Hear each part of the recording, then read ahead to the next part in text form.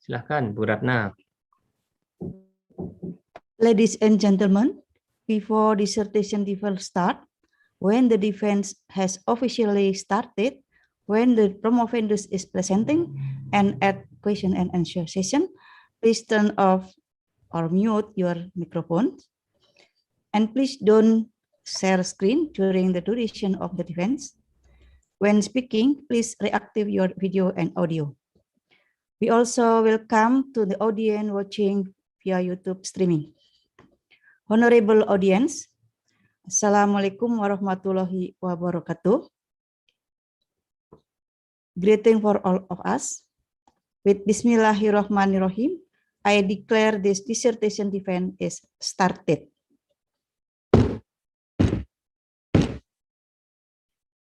This dissertation defense is held to give opportunity to promovendus Ongku Parmonangan Hasibuan to deliver his dissertation research titled Illegal Gold Mining, Understanding the Causes and Developing Mutually Beneficial Solution for the Stakeholders, and answer question or defend his dissertation toward critique or comment in the session.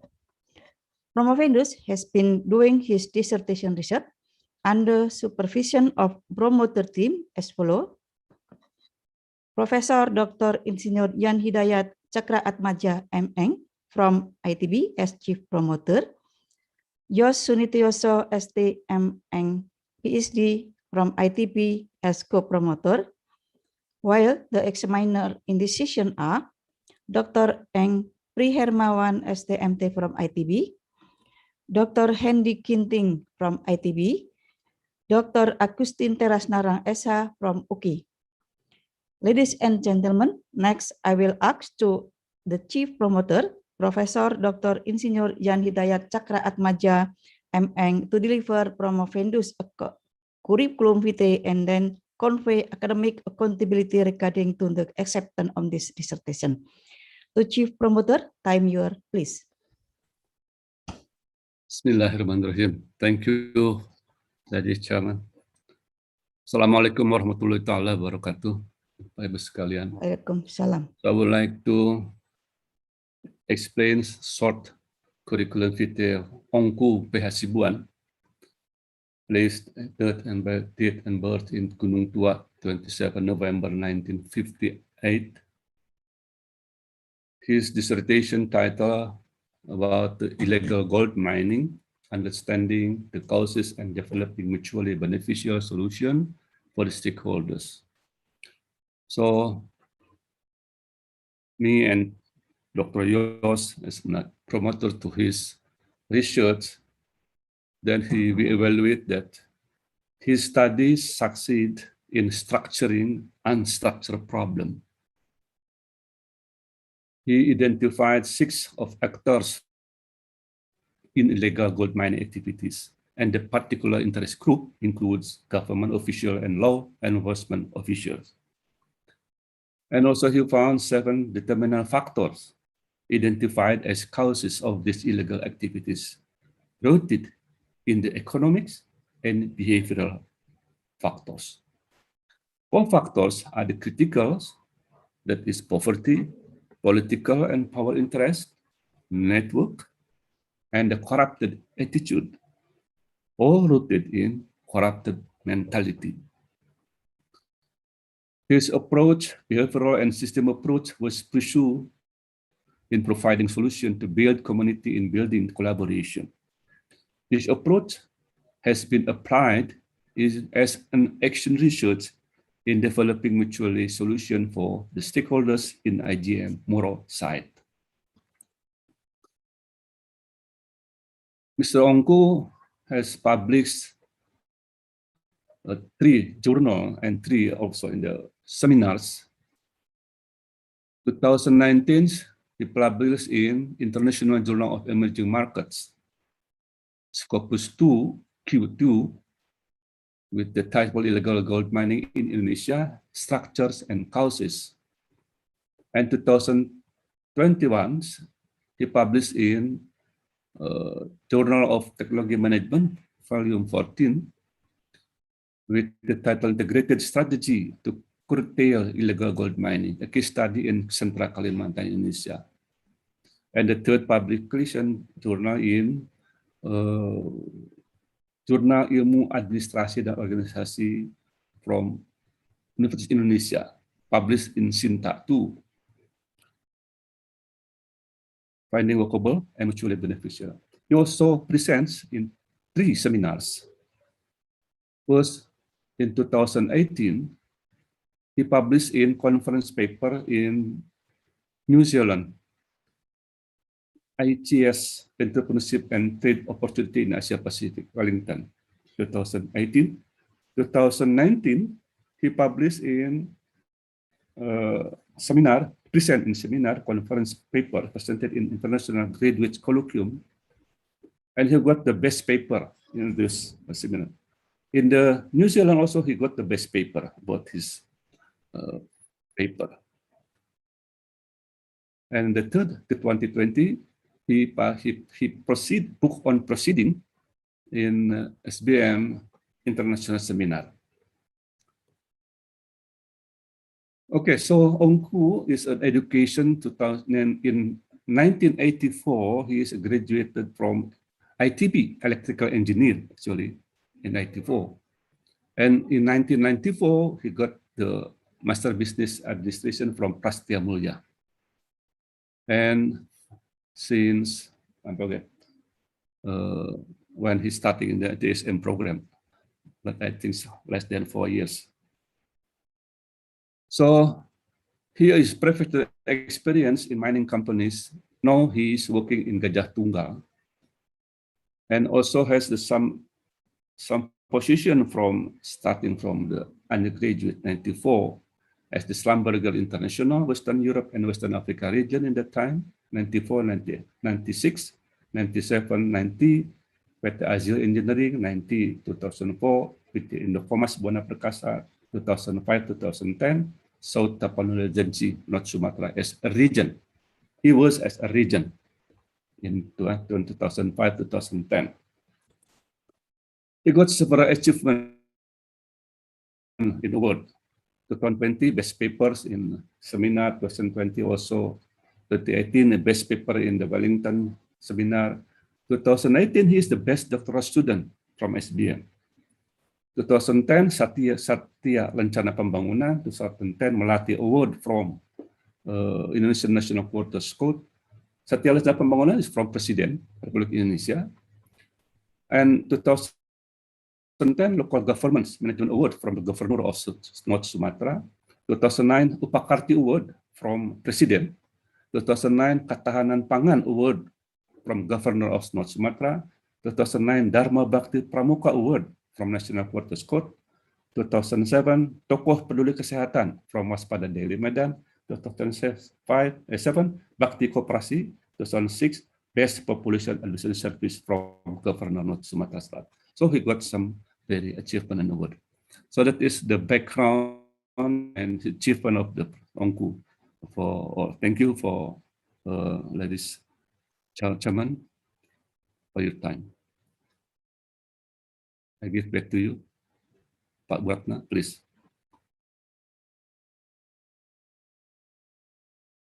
Hello, Buratna. I think it's freeze, Pak. Oh, freeze. Pak, Okay. you can continue, Pak. Now it's okay. Yeah.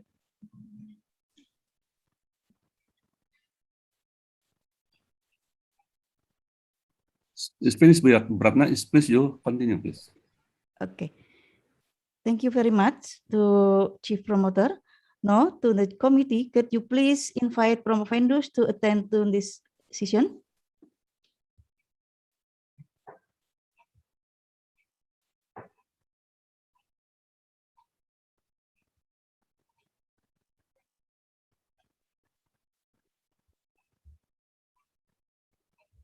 Promo vendors, are you ready? Yes, ma'am. Yes, ma'am. Promo vendors, are you healthy enough to perform in this dissertation defense? Alhamdulillah, yes, ma'am. Okay. Provendos, you are given opportunity to present your dissertation not more than 20 minutes from now. Time yours, please. Thank you very much. The Honorary Chairwoman, Ibu Professor Sudrajati Ratna Ningtyas, distinguished examiner, Dr. Pri Hermawan, Dr. Hendy Ginting, and Dr. Teras Narang, distinguished supervisors, Professor Yan Hidayat and Pak Yos Sunitioso, PhD, Ibu Yuliani Dewi Lestari as the head of the program, and distinguished audience. Good morning. Assalamualaikum warahmatullahi wabarakatuh. May God always bless us. Thank you for the time and opportunity for me to present my dissertations with the title Illegal Gold Mining, Understanding the Causes and Developing Mutually Beneficial Solutions for the Stakeholders. Please allow me to share my screen, Ibu.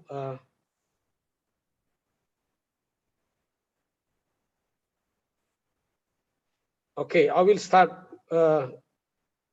with the background. Sorry, can I have the feedback whether my presentation has been on the slide? Yeah, okay. It's not full screen yet, but Is it full Okay. screen already? yes, now. Yeah. Okay, thank you very much. I will start with the background. Indonesia in the global gold business. Indonesia is the 10th world gold producers and the 5th in the gold reserve, with a total reserve of 2,600 tons as of 2019. With this, global companies always rank Indonesia high in potential index.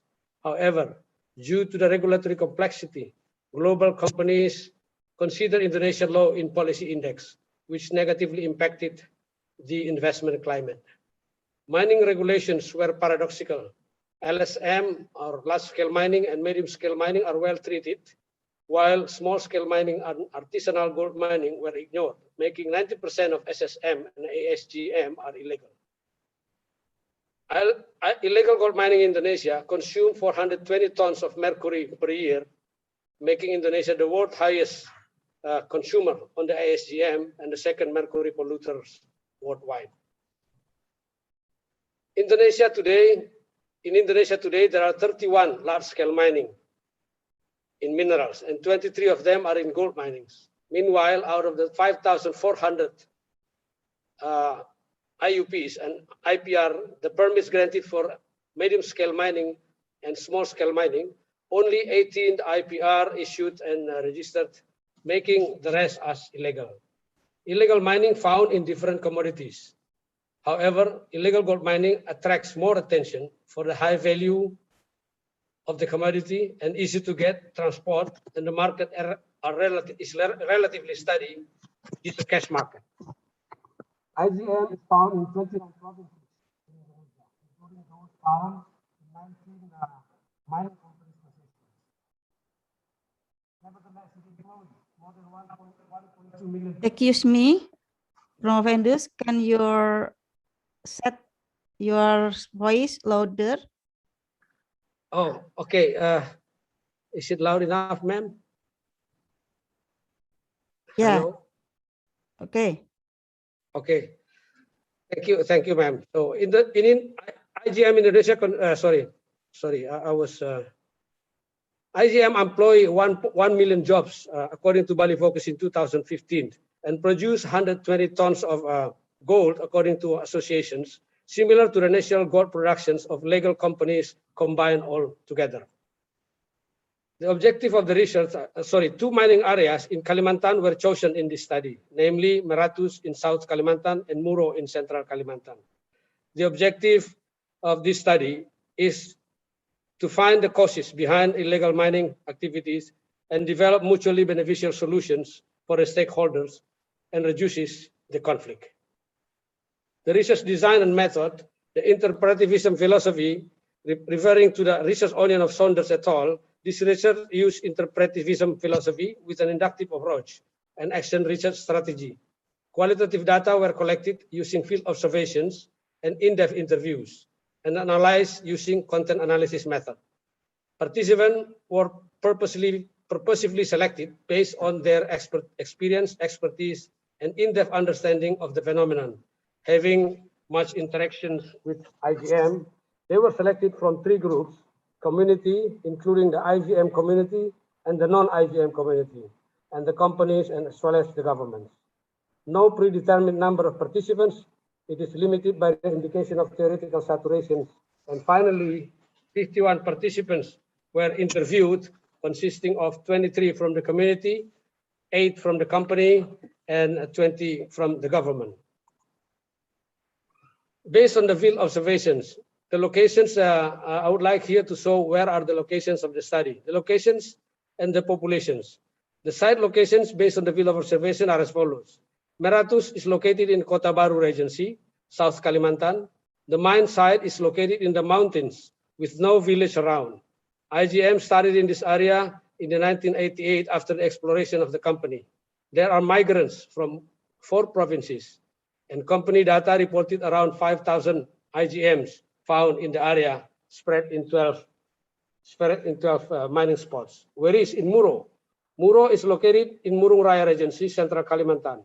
The mine sites are within the territory of 23 villages with a total inhabitants of almost 24,000 people. Gold mining has been the traditional source of income for the community, and in 2018, there were around 6,000 miners on site. Based on the field observations, the IGM is basically comprised of 2 main activities, meaning mining activity, which is getting the gold ore from the mining site, and the processing activity, extracting gold from the ore body. 3 types of mining method found in the study area, which is the gold panning and suction and dredging, and also digging and underground mining. And also there are 3 types of extraction processes, i.e. the gravity method, mercury amalgamations, and cyanidations. The complete business structure is illustrated in this diagram. There are 6 actors in the structure with six types of relationship among them, i.e. employment relationship, business collaborations, trading, financing, and special illegal services, which involve the security and also disguised partnership. This one involves the power holders. From the interviews, there were 7 determinant factors found in IGM. Covers the economic and financial, low entry barrier, business support, availability, regulations and policy factors, political and power interests, and psychosocial in the community, psychological factor in the community, and attitude and behaviors, which is widespread in all actors. We will see the relationship between factors to find the most critical factors in each categories in the following slides. The economic factors. Economic reasons are the most frequent factors that emerge as the cause of IGM. There are 2 main drivers, poverty and business, rooted in 2 different types of needs. The former, to fill the basic needs, referring to Maslow's hierarchy of needs, which is in this study I call poverty driven. The higher the financial need, the more likely they engage in IGM. However, as they acquire enough cash and make some savings, they tend to leave IGM. Therefore, this line here is the causal loop here is a diminishing loops. Meanwhile, for the business-driven activity, the more they make from the activity, the more they involve. Hence, the loops are reinforcing loops. Therefore, the solutions for the poverty-driven actors should be focused on economic development programs, while the business-driven, besides the economic development, stricter law enforcement should also be adapted should also be applied to illegal business-driven unwilling to cooperate. In the entry barriers category, there are 4 factors identified as the barriers to IGM: the capital, the know-how, the access to resources, and the network. All loops are reinforcing loop, with network as the critical factor. In short-term, intervention should be focused on the stricter law enforcement and applying strong sanctions to the unlawful authority involved in the network. Business support availability, market technology, financing, and reagents accessibility are the basic requirements in the business. Gold market is a steady market and cash market. Besides, equipment and some additive materials are required in the extraction process. Therefore, the availability of these materials are also crucial. Apparently, all these resources are easily accessible and are available in the study area. It is a supply and demand nature, driven primarily by the readiness of the market, although it is illegal market or black market. Therefore, solutions in this regard is mainly the stricter control and stronger law enforcement of the illegal perpetrators. On the regulatory factors, it appears from the study that regulation and policy contribute to a certain extent to the persistence of IGM. Weak, conflicting regulations and inconsistent law enforcement are the key factors. These are rooted all in the lack of political will of the authorities and lawmakers. Therefore, political will is the key determinant factors which is related to the mentality and attitude of the lawmakers and the law enforcement authorities. The so-called mental revolution program would be most appropriate solution to address this particular issue. Involvement of politicians, either for financial benefit or for political agenda, contributes to the persistence of IGM. During the election years, the politicians capitalize on IGM actors. They need the votes, and they make promises that would favor IGM. The abuse of power by the authorities or for financial interests is another determinant factor. However, political and power interest is a complex issue. Multidimensional approach is needed to handle the issue.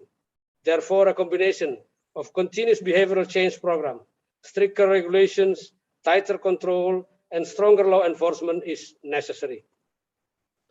Another factor emerged is the psychosocial tensions in the community. There has been unjust feelings in the community and increasing demands for indigenous communities' right on the gold resources. The rural communities become more aware of unjust treatment they receive for a long time, referring to the fifth principle of Pancasila as the foundation philosophy of the nations. Feelings of injustice, as well as increased demands for indigenous communities' right, indicate the inequity of regulations in the distribution of natural resources. Therefore, mining regulations need to be adapted to realign with the 1945 constitutions and the fifth principle of Pancasila, the guiding principle of the nations. The last category of factors emerged is the behavioral factors. Corrupted mentality, irresponsible attitude, ignorance, disobedience, shortcut mentality, and speculative mindset are among the attitude behavioral factors that emerge behind the persistence of IGM. And it is valid not only for the authorities, but also in the communities. The deeper these attitudes and behavior are ingrained in the community and authorities, the more persistent the IGM and difficult it is to eradicate. Therefore, long-term and continuous behavioral change program and capacity buildings are required in character buildings are required to address this issue. After discussing the interrelationship of factors within each category, this slide here shows the interrelations between factors across categories. From these causal loop diagrams, it shows that poverty, network, political and particular interests, and the corrupted mentality are the key determinant factors in IGM. To address these issues, comprehensive and integrated approach encompassing economic program, regulatory change, behavioral programs, and law enforcement are required. To ramp up from the previous analysis, corrupted mentality is the root of the problems in IGM. The corrupted mentality in the community is reflected by the shortcut mentality, speculative mindsets, disobedience, irresponsible, and apathy. On the law enforcement authorities is reflected with the abuse of power for financial benefit, irresponsible and ignorance. Similarly, on the law and policymakers, which is reflected in their lack of political will to solve the immediate problems. All these emerged attitudes and behaviors are rooted in the corrupted mentality. And according to the theory of recent action, which has been adjusted by the theory of planned behavior, mentality drives attitude. Attitude plus intentions transform to behavior.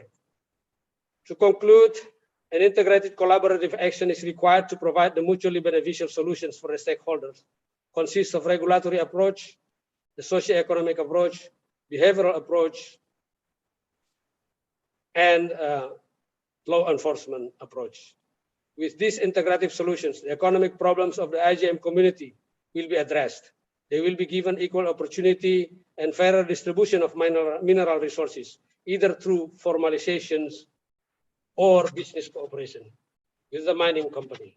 The mining company will have a smoother operation without disturbance from IGM, and the government will secure the revenue through royalty and tax collection from legalized activity. Meanwhile, the ordinary community will benefit from the economic development in the surrounding area of the activity. The implementation stages of the solutions presented here in table 47 on the short terms, which is mainly on the economic development program and law enforcement. On the midterms, the regulatory approach, and the long term is the behavioral approach. To conclude, a corrupted mentality is the real cause behind the persistence of IGM, which is the attitude and behavioral problems. The main drivers are poverty and business. And there are 4 stimulants that are identified, which is the cash market and steady supply and demand, weak regulatory and consistent law enforcement, a growing injustice feelings in the society, and the abandoned resources and established network. The solutions for the short terms is economic development and law enforcement. On the medium term is formalization on the economic development side, and on the regulatory is the procedure simplification for formalizations. On the long term, I propose here is the regulatory to realign to the 1945 Constitution and Pancasila, and behavioral change programs, character building, mental revolutions. Firm on high integrity leaders in every layers as role models are required. However, due to the different characteristics of the site, different emphasis of the approaches should be applied. In Maratus, as they are mainly the migrants and they don't bring any benefit to the locals, so the law enforcement approach should be applied. And in Muro, comprehensive approach is more suitable because it related to the indigenous community. The contribution and recommendations. This study bring implication and contribute to the following.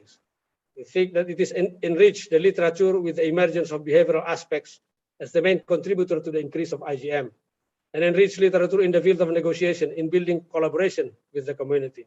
It also provides deeper understanding of IGM to be considered by the lawmakers in the development of policy on natural resources and rural development.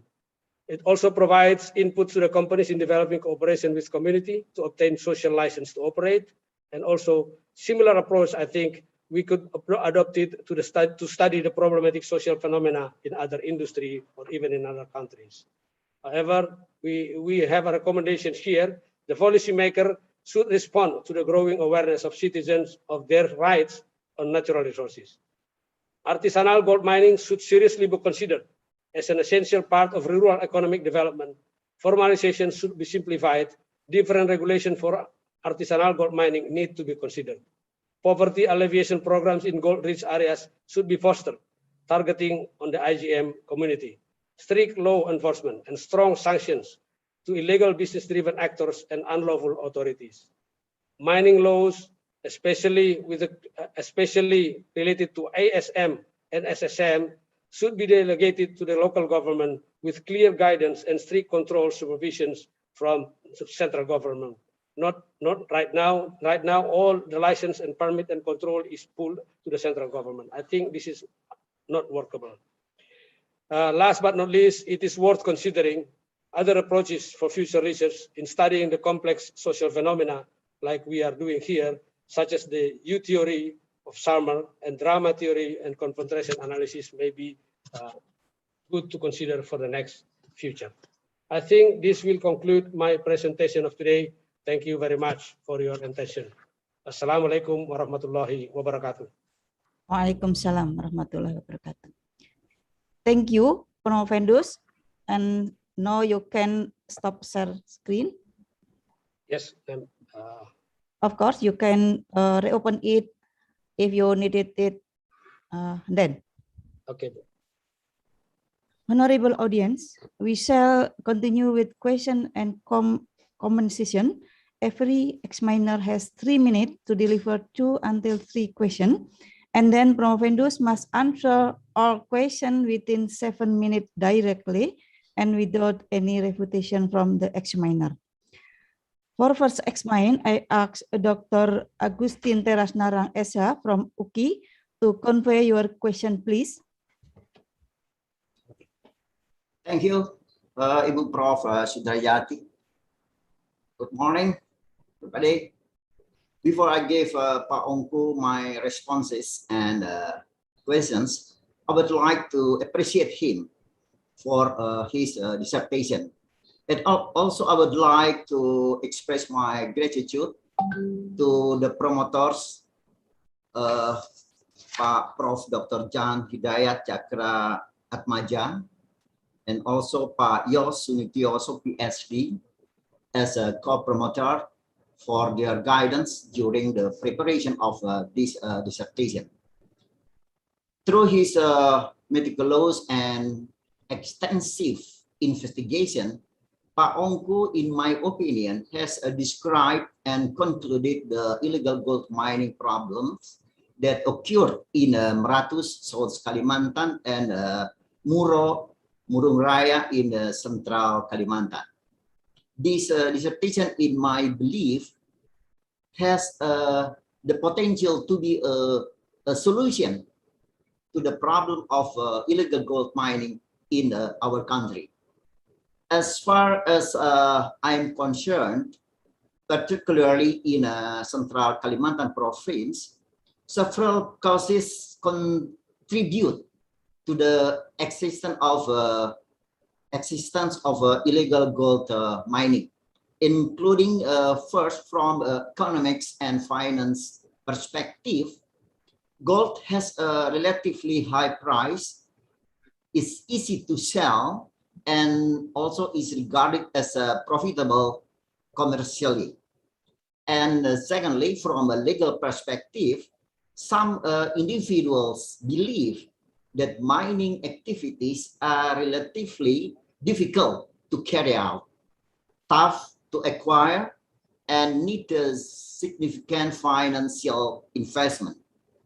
Third, from science and technology perspective, the mining industry players have a limited ability to use cutting-edge technology and ecologically acceptable tools and materials. Furthermore, there is a lack of mining information about the dangers of mining without a permit. Fourth, law enforcement and supervision have not been carried out to their full potential. And fifth, there are not enough job opportunities to divert people's attention away from gold mining. Of course, in this instance, the presence of both the government and the private sectors is required. Finally, the central government issues several gold mining permits, particularly for smallholders mining, in compliance with law number 3 of 2020 on mineral and coal. In addition, if the mining area is in a forest area, the applicant must first apply to the Ministry of Environment and Forestry for a borrow to use a forest area, where the applicant initially requests the region and governor of the region for a letter of recommendation. And illegal gold mining arises as a result of this company. That will be my point of view, Pak Ongku. Therefore, Pak Ongku can answer and elaborate it, regardless of the fact that Pak Ongku has expressed various issues in his dissertation in a clear and concise manner. Thank you. I then return it to Ibu Prof. Sudrajat. Thank you very much. Thank you very much. To Promo Vendors, you can answer your question, please. Thank you very much, Dr. Teras Narang. Thank you for your appreciation. I also appreciate your comments. And in fact, I didn't find any questions here, but anyway, it is in fact, it is a confirmation of what I have done in the study. That you were saying that the causes that contribute to the existence of IGM there are several of those, including this economical factor in the society, which is true. It is the true findings that I have encountered from the study. From the study, there are two main reasons on economical factors here, which is the poverty and business driven. On one side, the impoverished community need cash. So they there is a lack of job opportunity on the rural areas. And also it is exacerbated by their lack of education and skills. So there are not sufficient job available for them and suitable for their qualifications. Therefore, the only available job for them and easy for them to get is illegal mining activity. They were used by the capital owner. They were used by those actors. I mean, this impoverished community, they are used by those capitalists, in fact. So they don't have the capital to do the illegal mining themselves. What they can do is that dig and get the ore and then sell this ore to the processor or get paid from the result of the digging. But who get the benefit most is the processors or the capitalists. It is not the impoverished community. Again, the financial reasons for this impoverished community, it is true in the gold-rich area in particularly, they have been doing this for years, and then now they are called illegal because they cannot prove with the legality aspects. On the legal perspective, as you mentioned also, it is not easy for the community in the rural area to acquire the legal permits. Yeah. First of all, as you mentioned, they need a recommendation from the regions, and they have to go all the way to the governor. And more than that, they have to go up until to the Ministry of Forestry if they have to operate in the forest area. So these difficulties cannot be accessed by the local communities. So that is why one of the recommendations that I have mentioned here is that for the SSM and ASGM, the procedure should be simplified. The management of this should be redelegated to the government, to the local government, instead of pulling it back to the central government as it is in the law number 3, 2023. Okay, and then you are also mentioning the lack of information on the danger. Actually, the information has been given to the community, but sometimes they were saying, okay, one of the how do you call it, the interviews or the community that we interview, they say, okay, if we don't work, the danger is that there are so many people behind me will not get any food or something. So there is a danger for this. But if I work, the worst for me is that I get the danger. It is not them. So this is it's how I would say this is the method of survival for them, for this impoverished community. Of course, not for all the illegal mining actors.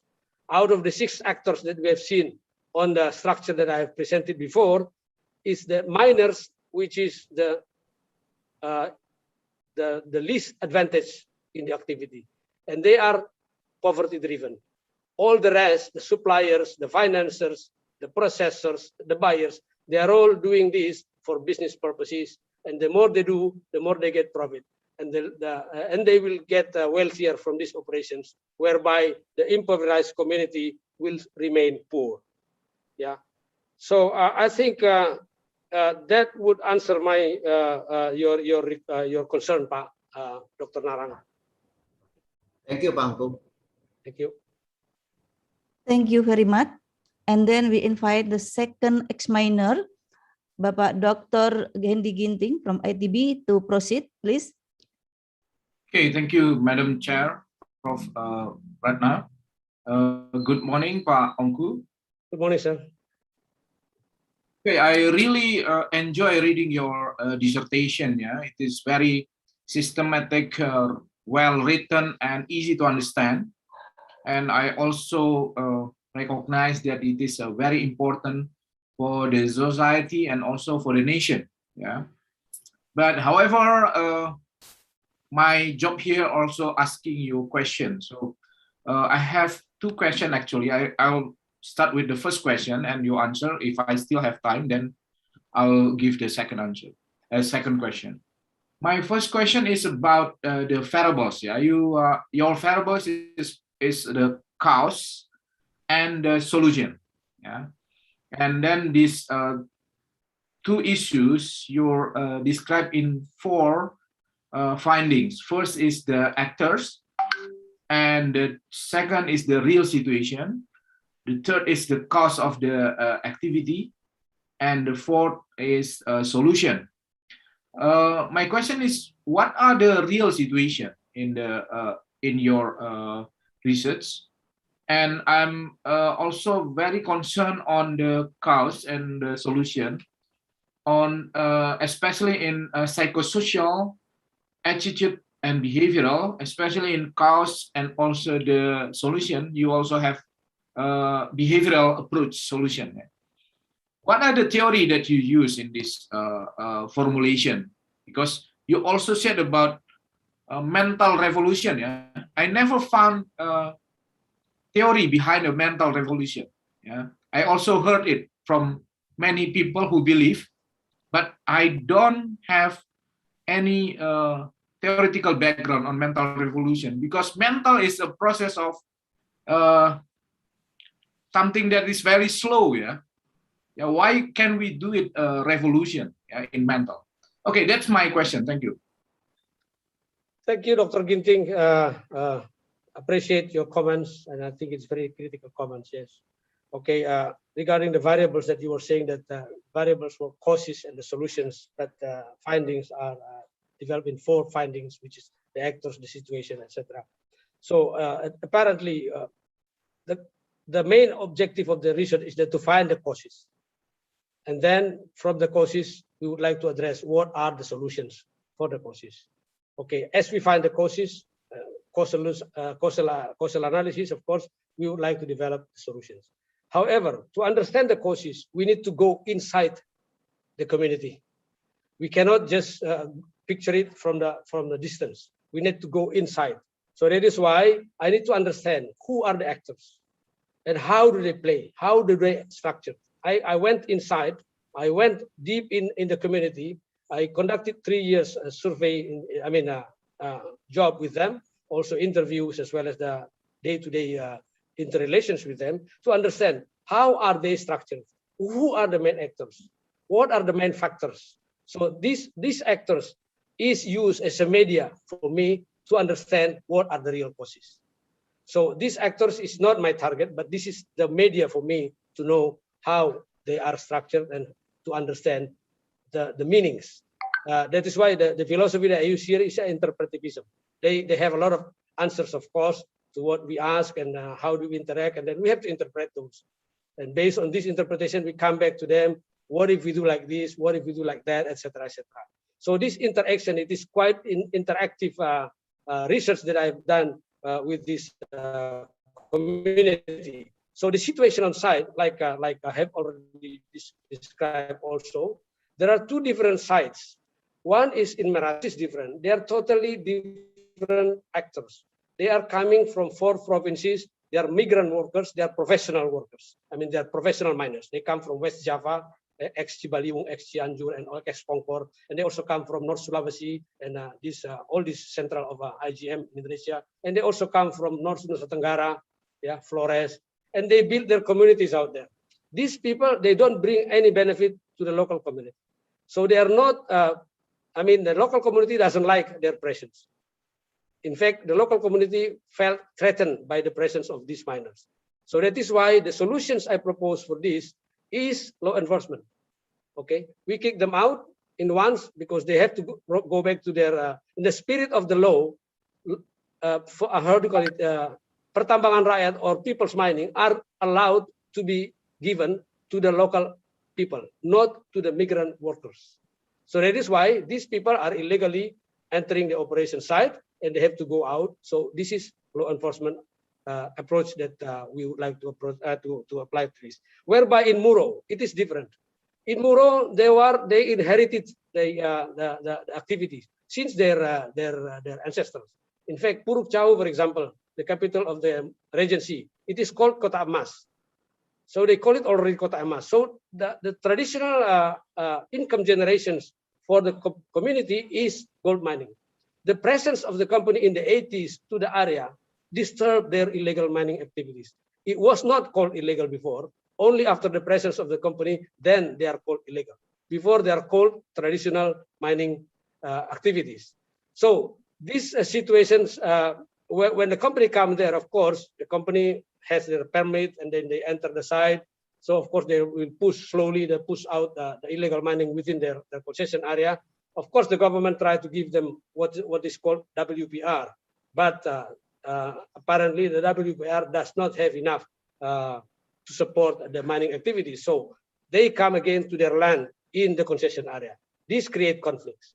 So this has to be tackled seriously on a more comprehensive approach. These are the how do you call it, the essence of this study, and find out that 4 answers to the problems, which is the behavioral aspects, regulatory aspects, law enforcement aspect, and economical aspect.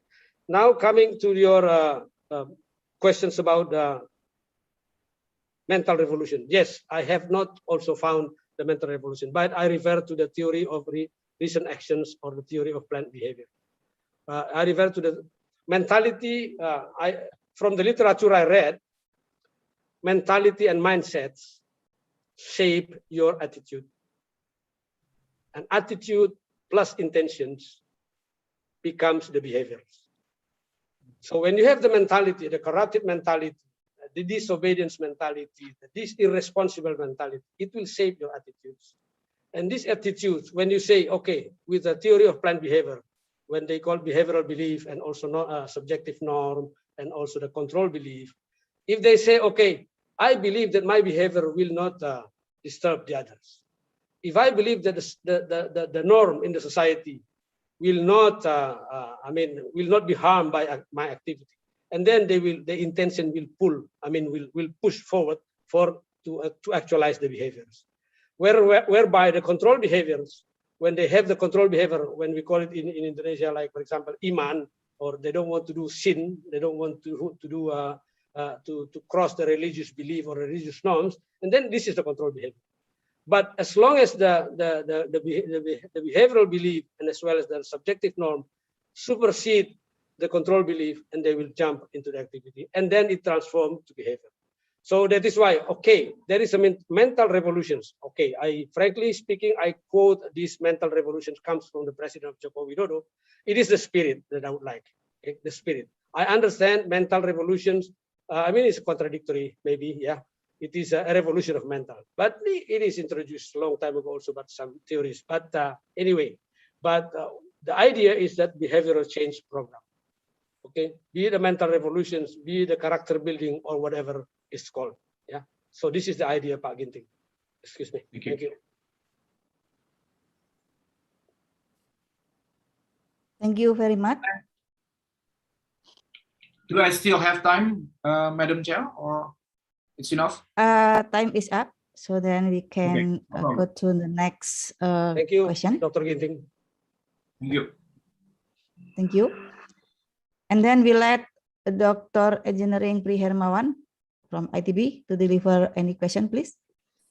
Yeah, thank you, Madam Chairwoman, Prof. Ratna. Pak Ongku, congratulations, Pak, achieving this stage. I have two Thank you, Pak. questions. First is you explain that you go to the site and interpreted the situation with the actors, and the one that I want to ask is how you applied your interpretation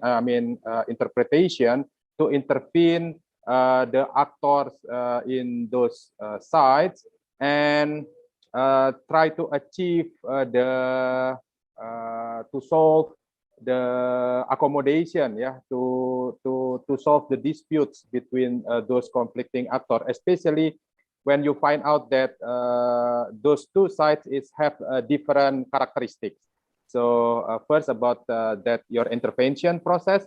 The second one is more into the future research. Would you please elaborate more on your suggestion how your findings of this research could be adopted by other study and implemented or applied to other problematic social phenomena in Indonesia, because yeah, we know we have a lot of those kind of problems. So thank you, Pak. Thank you, Dr. Pri. First of all, I would like to answer the first question is the intervention process. Yeah, okay. So frankly speaking, I have involved in this operation since 2017 actually. Right after I entered the school in SBM ITB, I already started this, and it is very interesting for me. I think it is one of my obsession actually to try to solve these IGM problems in the site, particularly in the particular site out there.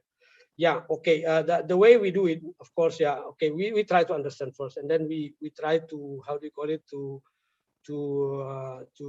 enter into their society. I live with them, and I day to day I come and visited them, and then get along with them and all these things, and try to absorb what their aspirations are. Having understand what their aspiration, different aspiration, of course. Yeah, okay. And then we form a team in the company. We form the team to try to handle these issues with the community.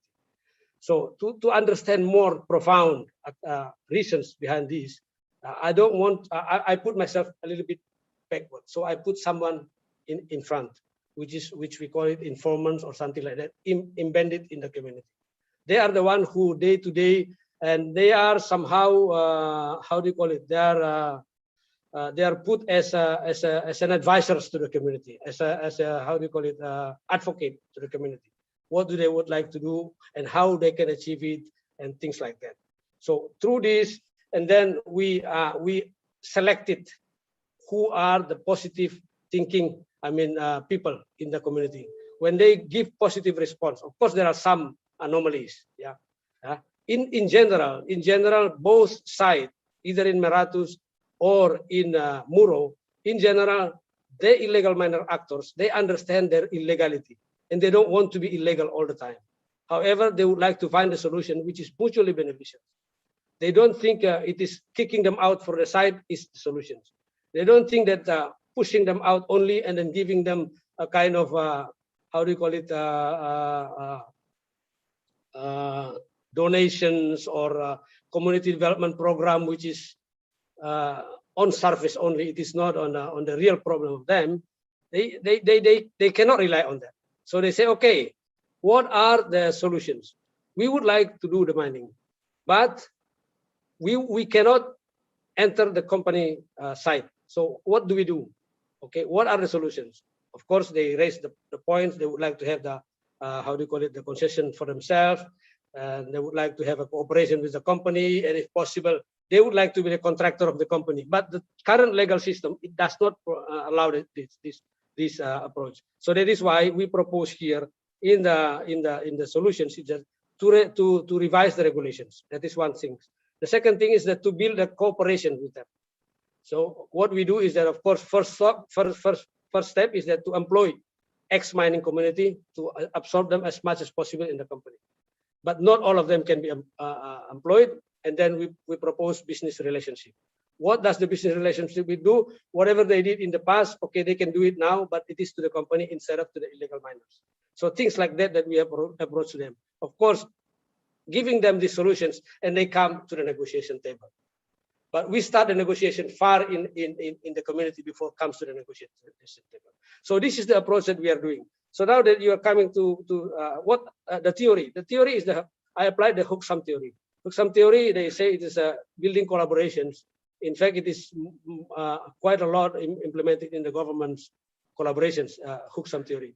The approach used is embracing instead of, how do you call it? There are 5 approaches they use, which is embracing first. They embrace the community, to unite them, put them as yours, inclusively with you.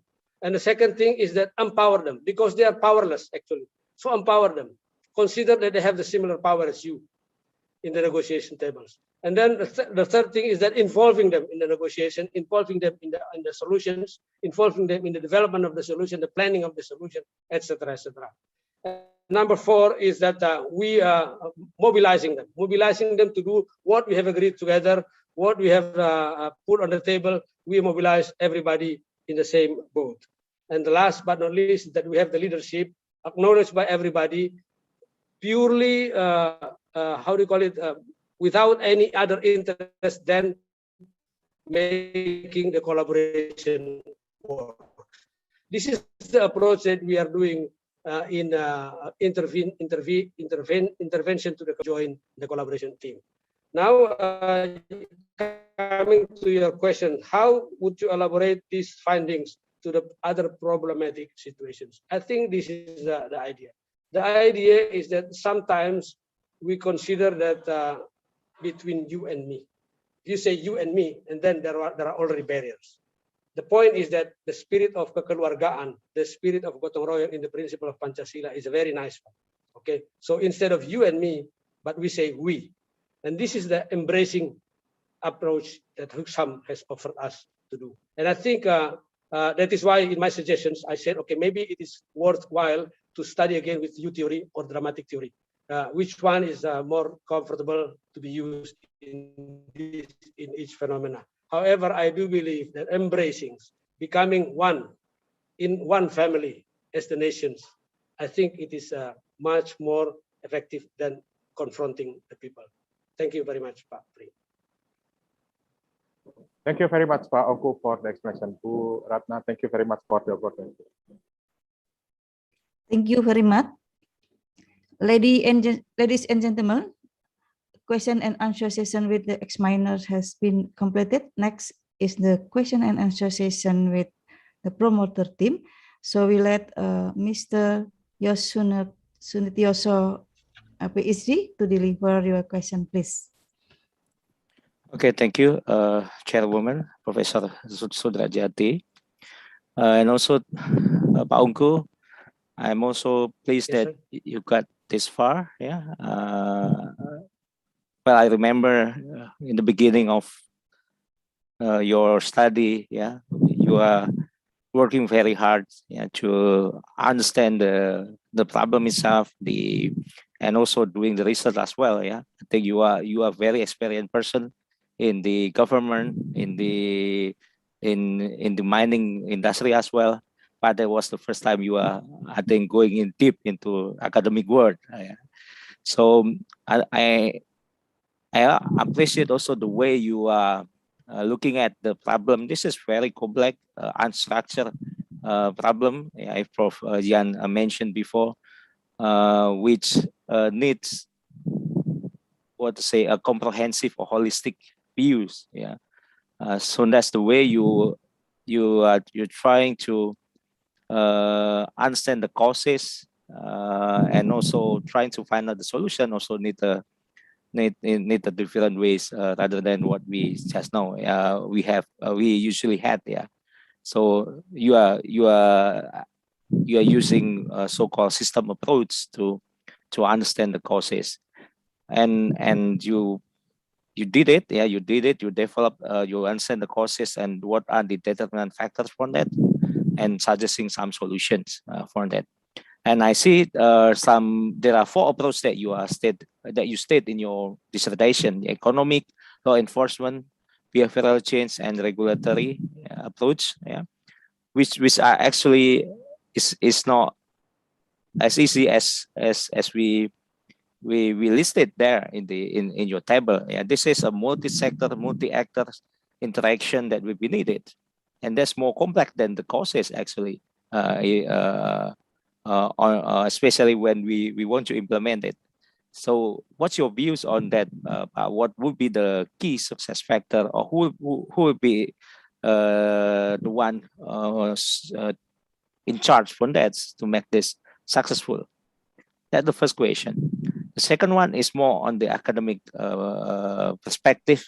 Yeah, but what's your future research that from the study that you suggest? Yeah, it can be done by you or can be done by other researchers who are interested in this area of study. Thank you. Thank you, Dr. Yos Sunitioso. So yeah, thank you very much. I appreciate your guidance and tireless support. Sometimes I call you, I call you at night, and I will WhatsApp you at night. Thank you very much. I really appreciate that. And you have been very helpful in this journey of the research. Yeah.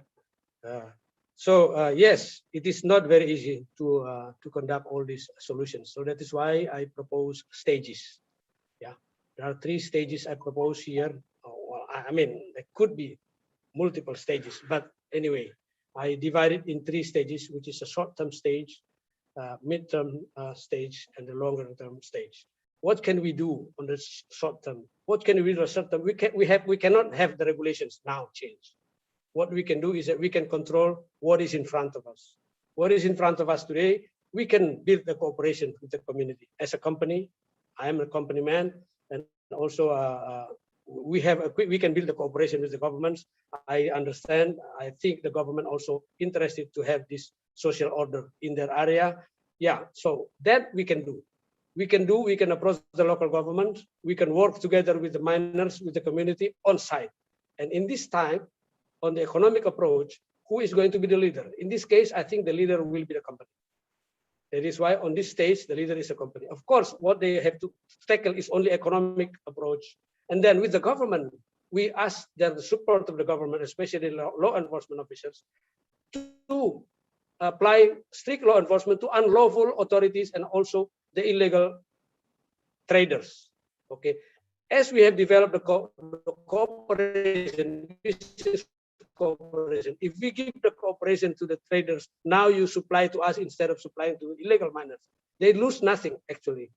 They can have more prosperous, and we have proven that also.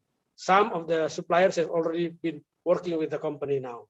So this we can do on economic approach, on the cooperation, building cooperation, employment, provide employment to the some community, and also to build some other alternative generating income activities in the rural area. We can do, and the champion for this is the company, supported by the government on the law enforcement. The second stage is that we hope that the government should delegate the authority of implementation of law number 3, especially on the simplification of the procedure. Law is there, but the implementation procedures has not been developed on the local basis. So if they delegated this to the local government, and then we can work with the local government to simplify the procedure of formalization. The company is willing to cooperate. I think the government is willing to cooperate. The community is also willing to cooperate. If everybody is willing to cooperate, and then now we find a solution. How do we do it? We formalize, we give hands, we lend hand, we contribute, etc. So on the second stage, which is the midterm stage, is the formalization based on the existing prevailing regulations. We don't change the regulation on the second stage, but we simplify the procedures. This is the second step that we would like to do. Okay, and on this, who is going to be the champion? The champion in this stage, I think, is the local government. Okay, on the third stage is the regulatory change. The regulatory change and the behavioral change is from the top. Okay, the regulatory change should be done in the parliament. The regulatory change should be done on the ministry. So they have to develop the regulatory change to be realigned, as all the most of the interviewees say that we have to realign the constitution. In fact, one of the parliament members that I have interviewed also said that how do you call it? Our mining law now is no longer in line with the constitution. So, okay, if we are now, if we know that it is no longer in line with the constitution, why don't we put it back to the constitution? But this is the longer term. We need the approach to approach the central government. And this, who can approach the central government? It is all together, the associations, be it the mining association, formal mining association, or the traditional mining association, and the local government, because they are interested to have the social order out there. And they are the one who receive the burden. The central government here is only issuing the regulation, but they are the one who face the problems out there. So these people has to approach the central government, and the central government has to do the change process in the regulator. And this, if they change the process, and especially if there is a special rules managing artisanal gold mining or small scale mining, why don't we put them as similar to the other industry, small scale mining industry, for example? Why don't we put traditional mining similar to the traditional fishing or traditional how do you call it, UMKM, small and medium enterprises?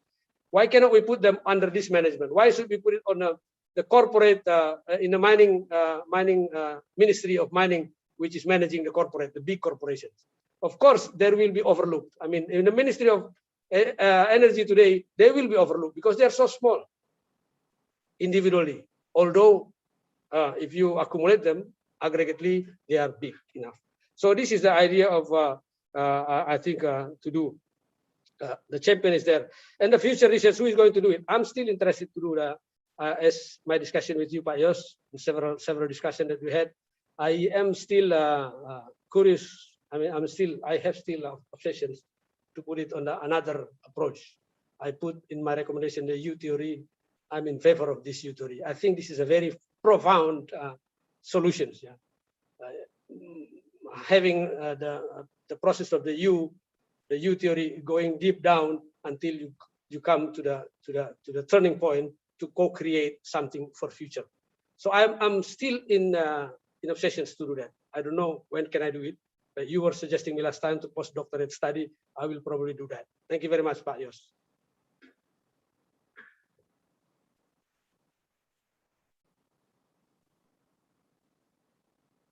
Thank you, Ibu. Thank you very much.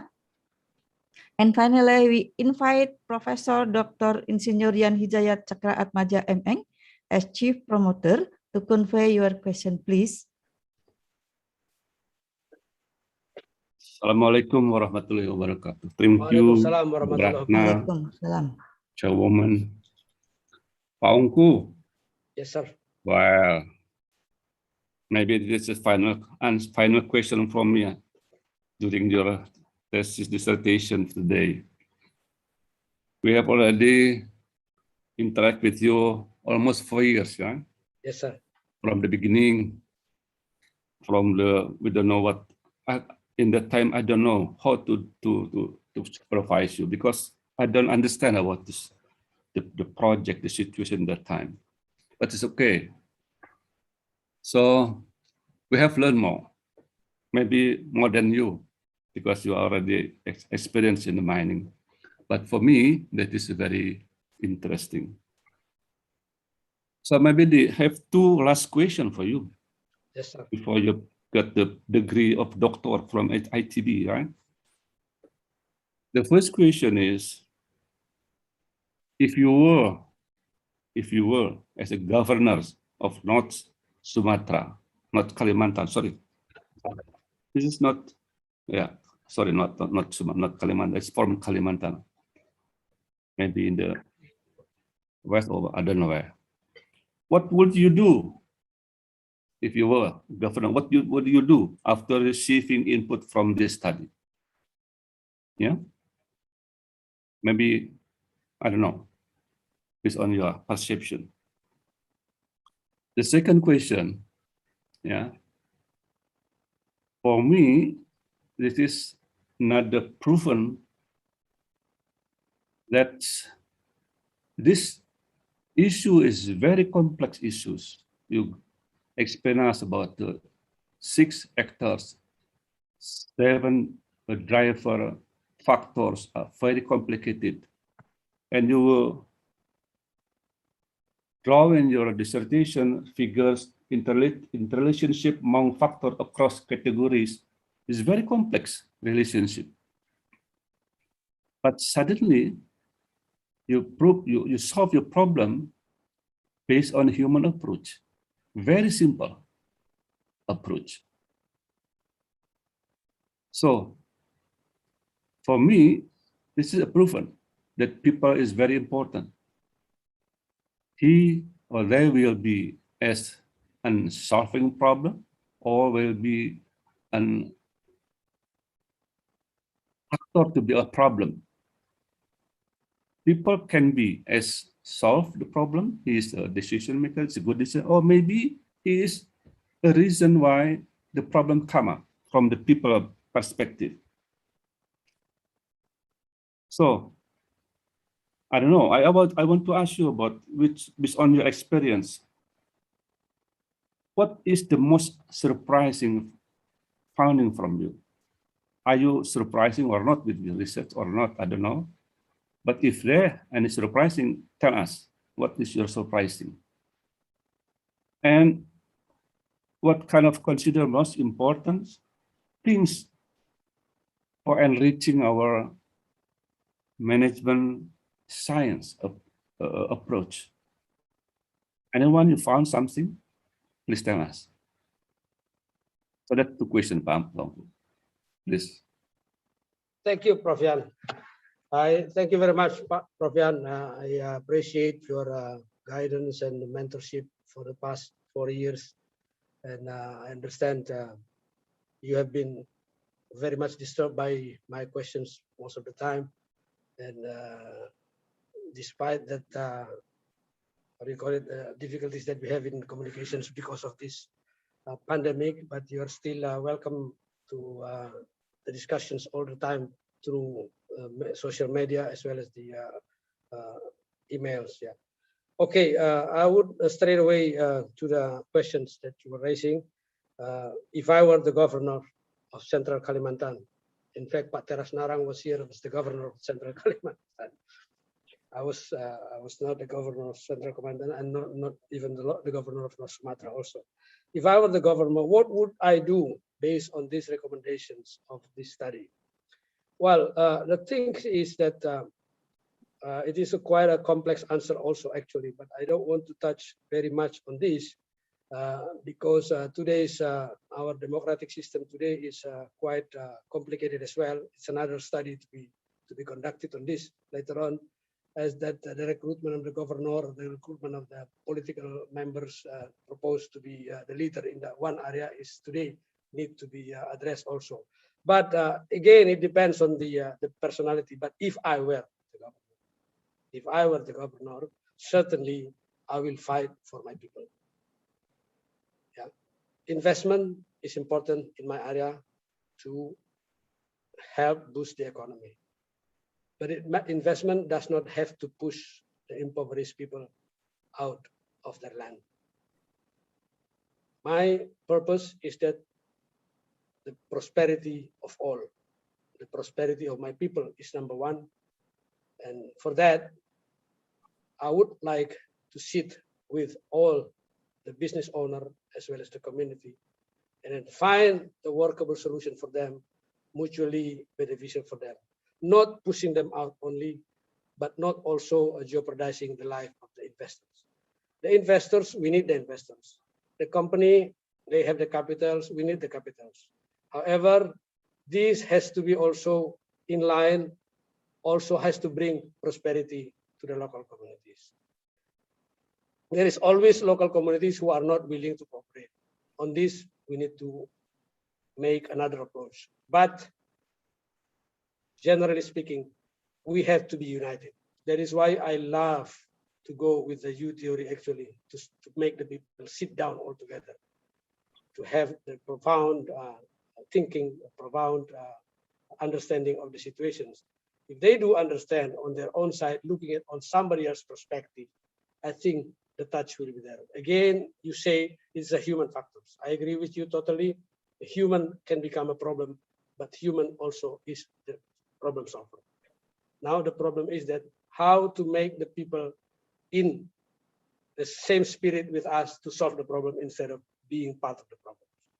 This is the idea. This is the job of the governor. I think if I were the governor, I would like to ask people to be part of the solutions instead of part of the problems. So it is not only the community, but also the company operating in the area and also the how do you call it, the law enforcement authority.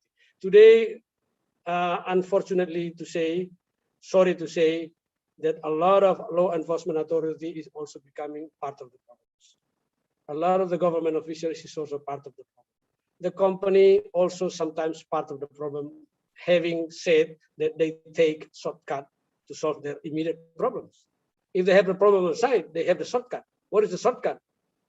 They deploy the security forces. They approach the government and they make the coalition with the government and the security forces and push the powerless people out. So this is intolerable to the humanity in my perspective. So that is why I think this is the way, if I were the governor, I'm not the governor of Central Kalimantan, I will not be allowed by Pak Teras to be there. Hopefully I will be the governor of somebody else, but not on the Central Kalimantan. Okay, the issue is quite complex, yes. The human approach, but with all this complex situation, how come we come to the human approach, which is quite simple to see? But yes, Prof. Yan, you are the one who taught me. I mean, everything is from inside. Yeah, as the people management expert, guru in Indonesia. You are the people management guru in Indonesia, and knowledge people and knowledge management guru in Indonesia. You are the one who told me that it is very profound in somebody else's soul. It is in their mentality, it is in their mindsets. So it is true, yeah. We are too idealistic if we say that we would like to have this like heaven, that everybody is going in the same directions. But however, the mentality is the problem. The problem in us, if you refer to the theory of planned behavior, we see some samples outside. We see some people are doing something. And then a lot of people are doing something, the same thing. And these people are doing same things, which is illegal. And slowly but sure, we are forming ourselves to accept this condition and say it is normal. It is becoming normal. It is becoming normal. This is dangerous, and it drags this community, it drags these nations to the worst situation if we continue to consider that it is normal. Yeah. A lot of time we converse with somebody else and they say, okay, look, you cannot change the world by yourself. You cannot change it by yourself. And if you cannot change them, join them. So this is the philosophy that have been taught by the Queen in their song. If you cannot beat them, you join them. But this is not the way that we are looking at it. If you want to give the change, Otto Scharmer, the developer of U theory, he said, with 5 people, we can change the world.